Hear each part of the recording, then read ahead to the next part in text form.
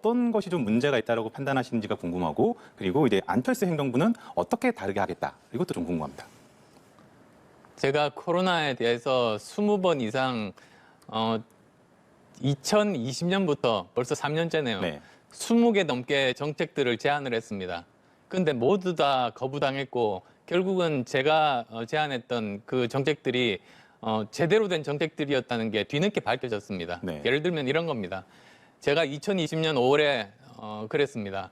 연말 정도에 백신이 나올 테니까 정부가 지금 대비해야 된다고 했습니다. 네. 그때 정부의 반응은 정치인이 허풍친다였습니다.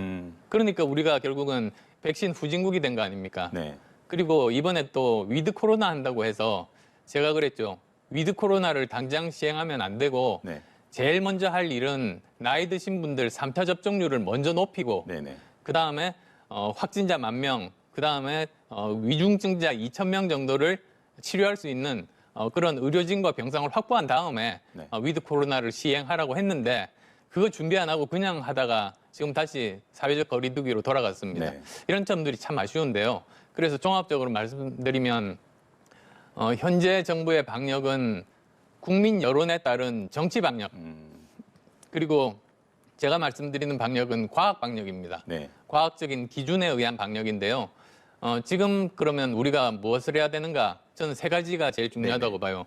우선 첫 번째로는 국민 참여형 방역을 하는 겁니다. 아, 예, 예. 지금 보면 방역 공무원들이 이제 더 이상 확진자를 동선을 추적해서 사람들에게 겹치는 사람들에게 검사하라고 2, 3일, 3, 4일 후에 문자를 보내서는 소용이 없습니다. 네네. 이제는 한계에 달했습니다. 근데 요즘 스마트폰을 가진 분은 다 앱을 쓸 수 있는데 그렇죠. 그중에서 자기 동선을 기록하는 앱이 있습니다. 네네. 그리고 정부에서 볼 수 없게 프라이버시가 보장이 됩니다.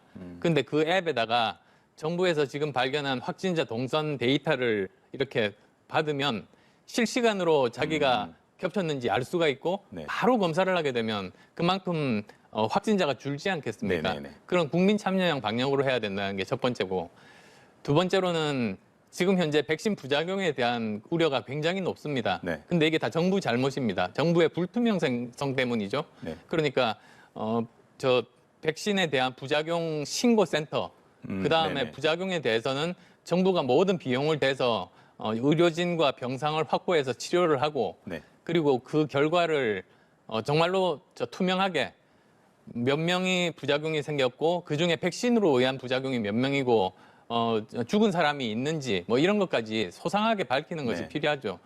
그런 걸 안 해서 국민들이 불신들이 굉장히 많은 겁니다. 네. 그다음에 또 이제 세 번째로는 아마 오미크론 때문에 곧 10,000명 넘어가고 몇만 명이 될 수도 있습니다. 네. 그렇게 되면 미리 이제는 그 병상들을 확보하는 그런 노력들, 사실 병상 확보보다 더 힘든 게 의료진 확보입니다. 네네네. 그런 건 시간이 걸리기 때문에 지금부터 해야 된다고 말씀드립니다. 알겠습니다. 뭐 교육도 그렇고 뭐 국민들에게 신뢰를 주는 부분들 여러 가지로 좀 지적을 해주신 것 같습니다. 근데 저 또 하나 좀 말씀드리고 예, 싶은 말씀하십시오. 게요. 코로나19가 끝이 아니라는 게 좀 불편한 진실이지만 말씀드리고 싶어요. 네.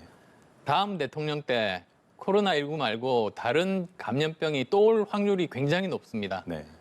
왜 그러냐면 이제 생각해 보십시오.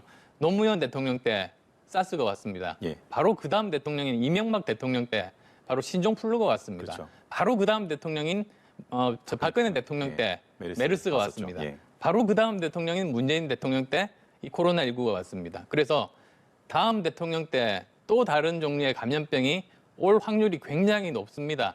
근데 이제 많은 사람들이 알게 됐죠. 이 코로나19 문제는 사람의 생명과도 관련되지만 경제 문제이기도 한 네, 건 네, 아닙니까? 그러니까 이번에 코로나19를 극복하고 나서 세계 최고의 방역 시스템을 만들고 백신 주권 국가가 된 상태로 우리가 대비를 한다면 세계에서 가장 먼저 거기서 탈출할 수 있고 그럼 우리는 다른 나라에 비해서 앞서갈 수 있는 거죠. 저는 그런 분야에 대해서는 가장 자신 있는 후보라고 말씀드립니다.